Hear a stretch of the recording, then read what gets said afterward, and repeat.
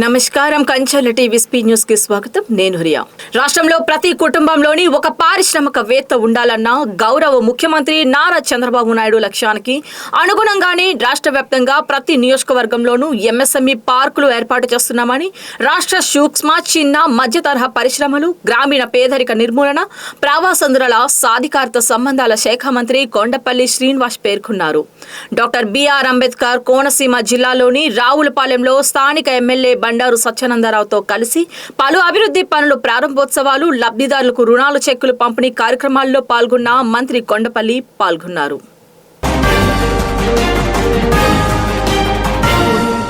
Narasaraopet revenue divisional కార్యాలయంలో public టాయిలెట్ల సౌకర్యం లేకపోవడంతో ప్రజలు తీవ్ర అసౌకర్యానికి గురవుతున్నట్లు ఆవేదన వ్యక్తం చేస్తున్నారు.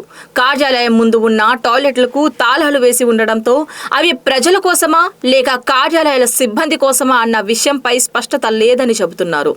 నర్సారావుపేట డివిజన్ పరిధిలోని 3 నియోజకవర్గాల ప్రజలు నిత్యం వివిధ పనుల నిమిత్తం ఆర్డీఓ కార్యాలయానికి వస్తుంటారు. గంటల తరబడి కార్యాలయంలో వేచి ఉండాల్సి వస్తున్నప్పటికీ టాయిలెట్ సౌకర్యం లేక తీవ్ర ఇబ్బందులు ఎదుర్కొంటున్నామని ప్రజలు వాపోతున్నారు. గుంటూరు జిల్లా క్షయ నివారణ కార్యాలయంలో జూనియర్ అసిస్టెంట్ గా 37 సంవత్సరాల పాటు విశిష్ట సేవలు అందించిన సయ్యద్ మహబూబ్ బాషా పదవి విరమణ సందర్భంగా ఘనంగా సన్మాన కార్యక్రమం నిర్వహించారు. గుంటూరులోని ఎన్జీఓస్ కళ్యాణ మండపంలో జరిగిన ఈ కార్యక్రమంలో సహ ఉద్యోగులు, స్నేహితులు, శ్రేయభిలాసులు పాల్గొని ఆయన సేవలను కొనియాడారు.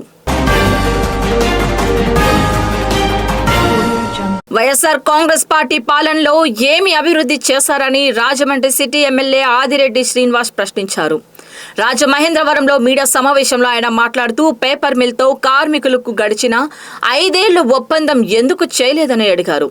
చిల్లర రాజకీయాలకు రాజమండ్రి నగరం పేరు భ్రష్టు పట్టించడం సరికాదని, వైఎస్ఆర్సీపీ నాయకులు ఇలాంటి మాటలు మానుకోవాలని అన్నారు. గుంటూరు నగరంలోని శ్యామల నగర్ రైల్వే గేట్ వద్ద ప్రతిపాదిత ఆర్ఓబి నిర్మాణంపై స్థానిక నివాసితులు తీవ్ర అభ్యంతరం వ్యక్తం చేస్తున్నారు. ఆర్ఓబికి బదులుగా ఆర్యుబిని మాత్రమే నిర్మించాలని డిమాండ్ చేశారు. ఆర్ఓబి నిర్మాణం జరిగితే స్థానికులు తీవ్రంగా నష్టపోయే ప్రమాదం ఉందని ఆందోళన వ్యక్తం చేశారు.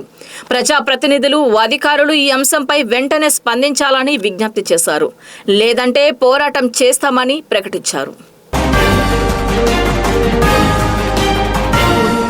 గుంటూరు నగర ప్రజలకు ఆరోగ్య సేవలను మరింత చేరువ చేసేందుకు మానవత స్వచ్ఛంద సేవా సంస్థ మరో ముందడుగు వేస్తుంది. సంస్థ ఆధ్వర్యంలో ఈ నెల 7వ తేదీన బ్రాడీపేటలోని మానవత కార్యాలయంలో ఉచిత వైద్య శిబిరం నిర్వహించనున్నారు. నెఫ్రాలజీ నిపుణులు డాక్టర్ విబి కాశ్యప్ జానబట్ల పాల్గొని కిడ్నీ సంబంధిత వ్యాధులపై ఉచిత వైద్య సేవలు అందించనున్నారు.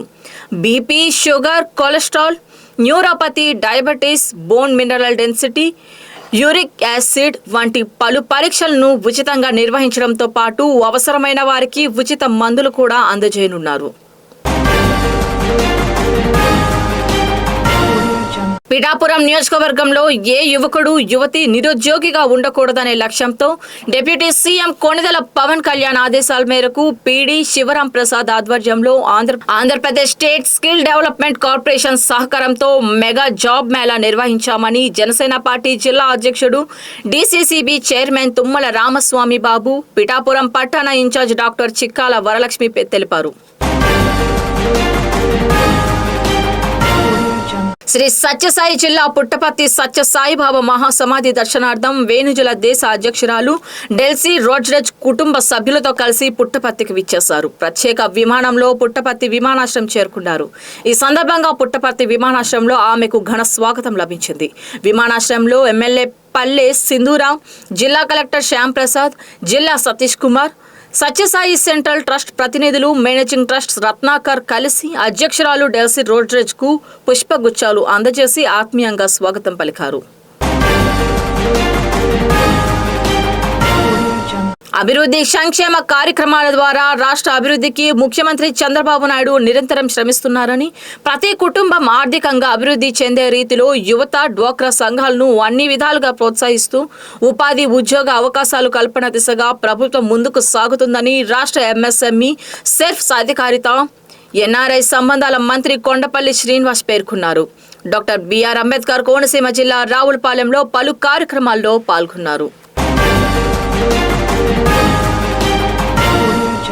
నెల్లూరు నగరంలో ఓటర్ల జాబితా ప్రత్యేక సవరణ ప్రక్రియను జూన్ 14వ తేదీలోగా 100% పూర్తి చేయడమే లక్ష్యంగా యాంత్రాంగం కదిలింది. నగరంలో ప్రస్తుతం 50% సర్వే పూర్తి కాగా క్షేత్రస్థాయి పరిశీలనలో భాగంగా రాష్ట్ర పట్టణ పురపాలక శాఖ మంత్రి doctor Ponguru Narayana, municipal commissioner స్వయంగా రంగంలోకి దిగి 13వ డివిజన్ పరిధిలోని యాలిమా వాదిని 247వ బూత్, అలాగే 47వ డివిజన్, 52వ బూత్ ప్రాంతాల్లో విస్తృతంగా పర్యటించారు.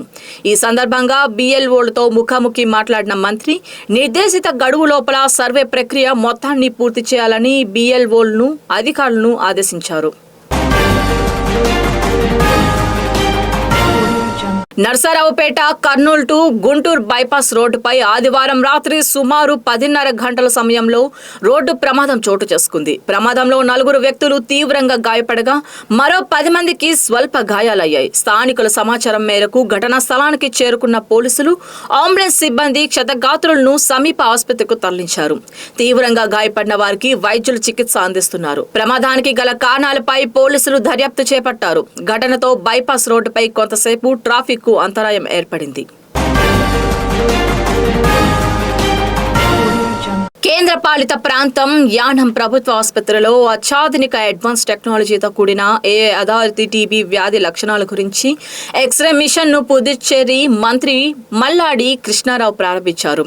యానం నియోజకవర్గం పరిధిలోని 70,000 మందికి ఈ మిషన్ ద్వారా ఇంటి వద్దే టీబీ నిర్ధారణ పరీక్షలు నిర్వహించనున్నట్లు మంత్రి మల్లాడి తెలిపారు. డాక్టర్ బిఆర్ అంబేద్కర్ కోనసీమ జిల్లా ఆత్రేయపురం మండలం వాడపల్లి క్షేత్రంలో వెంచేసి ఉన్న శ్రీ వెంకటేశ్వర స్వామివారి ఆలయానికి వేకువజాము నుండే అశేష సంఖ్యలో భక్తులు పోటెత్తారు. స్వామివారికి నిత్య సేవలో భాగంగా స్వామివారికి ఐశ్వర్య లక్ష్మి హోమం, సుప్రభాత సేవ, అష్టోత్తర నక్షత్ర సేవ, గోదావరి జల అభిషేక సేవ, తొలి హారతిలో స్వామివారు భక్తులకు దర్శనమిచ్చారు. వచ్చిన భక్తులకు చలివేంద్రాల ద్వారా మజ్జిగ, మంచినీరు సౌకర్యాలను కల్పించి తీర్థ ప్రసాదాలు, నిత్య అన్నదాన ప్రసాదాన్ని అందించిన ఆలయ అధికారులు.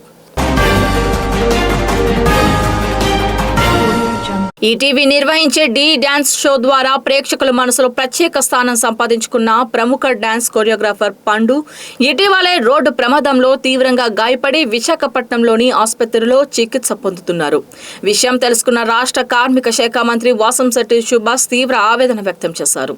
కళాకారుల పట్ల తనకున్న అభిమానాన్ని, బాధ్యతను మరోసారి చాటుతూ మంత్రి సుభాష్ తన తండ్రి వాసంశెట్టి సత్యం ఫౌండేషన్ ద్వారా స్వయంగా వైజాగ్లోని ఆసుపత్రికి వెళ్లి పండుని కలిసి పరామర్శించారు. అంతేకాకుండా ఆ కళాకారుడి పరిస్థితికి చలించి 50,000 తక్షణ ఆర్థిక సహాయాన్ని అందజేశారు.